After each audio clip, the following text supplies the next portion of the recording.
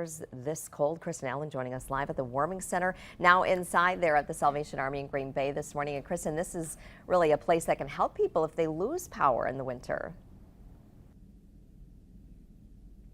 Absolutely. So the doors to the warming center here at the Salvation Army of Greater Green Bay will be open until noon today. And anyone who needs to come in to get relief from the cold is welcome to do that, whether a person is homeless or maybe somebody works outside, or as you know, it's very expensive to heat your home. So if someone is not able to adequately heat their home, they're also welcome to come here to escape from the frigid temperatures that we are experiencing this morning. So typically the warming center opens here when it's 0 degrees either by air temperature or wind chills, and later today it is anticipated that those temperatures will rise, so that's why it's only open for a half day today. But for anyone who wants to take advantage of a warm place indoors, there will also be things out like snacks, hand warmers, coats, and other items will be available. And as you probably know, the Red Kettle campaign is happening right now for the Salvation Army, and the money raised from that directly impacts the ability to be able to provide this resource.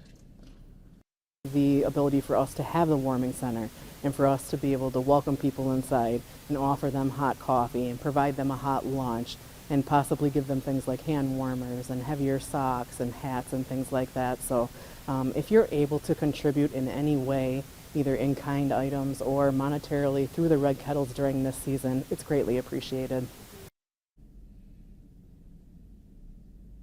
And there's a couple other things happening here today as well. There is the lunch program that happens every day during the week at 11:15, where a hot meal will be served. There's also the Salvation Army's shower ministry. So for anyone who needs to take a hot shower, that is happening this morning from 8 to 9 o'clock, as well as for other areas. Municipal centers, libraries, and shopping centers are also other good places if you're looking to escape from the cold weather. Reporting live in Green Bay, Kristen Allen, Action 2 News.